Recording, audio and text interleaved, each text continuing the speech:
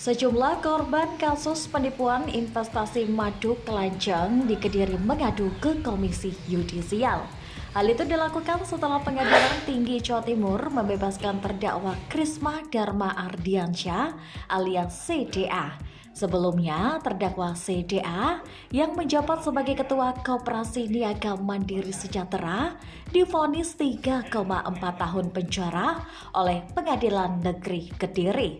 Dalam sidang yang berlangsung pada 13 Februari 2025, CDA dinilai terbukti melakukan penggelapan sesuai dakwaan alternatif kedua primer, yaitu pasal 374 KUHP JO, pasal 55 ayat 1 ke 1 KUHP.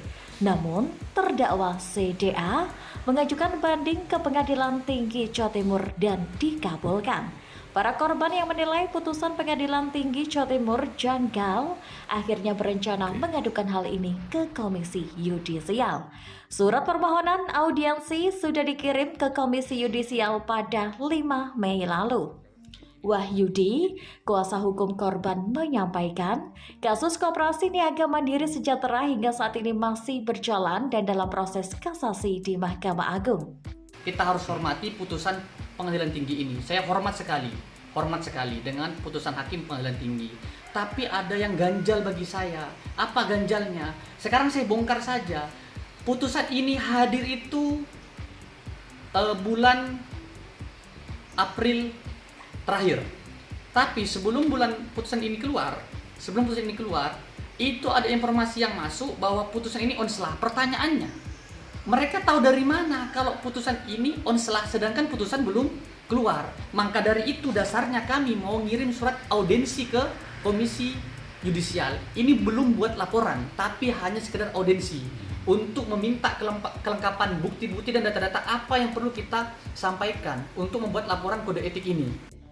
Sementara Slamet Riyadi, salah satu korban investasi madu kelanjang, menagih janji Kapolri Jenderal Polisi Listio Sigit Prabowo yang 2 tahun lalu berjanji akan menyelesaikan kasus ini. Menurut Slamet, kasus penipuan investasi madu kelanjang di Kediri sudah berlangsung hampir 5 tahun. Tapi sampai sekarang baru 1 terdakwa yang telah diajukan ke pengadilan, sedangkan 2 lainnya masih bebas. Menurut Slamet, kerugian korban investasi madu kelanjang dari seluruh Indonesia yang berjumlah 8.500 orang mencapai hampir 2 triliun rupiah. Betul. Kenapa sampai hari ini Pak Listio Sigit janjinya kok belum terpenuhi, belum kita rasakan itu loh. Kan kami sangat kecewa ya kan. 8.500 orang korbannya seluruh Indonesia. Masa penjahatnya mau dilindungi, kan nggak mungkin toh. Betul. Terus teman-teman yang memperhatikan kemarin dari korban itu ada yang katanya ada yang meninggal. Di Blitar ada yang gantung diri sampai sudah putus asa gitu loh. Ada yang mungkin kalau dihitung mungkin puluhan yang sudah meninggal. Ada yang stres, rumahnya pun disita bank. Luar biasa sebetulnya. Ada yang kena stroke. Betul. Bapak sendiri kerugian berapa, Pak? Saya dan mungkin mitra-mitra saya hampir 22 miliar. Gitu. Makanya itu sampai hari ini saya pun mau balik ke rumah nggak berani. Diancam mau dibunuh, disantet dan lain sebagainya. Jadi beban mental luar biasa. Kalau kita mungkin sudah nggak kuat, gila. Muji Harjita, TV Bangsa, Kediri, Jawa Timur.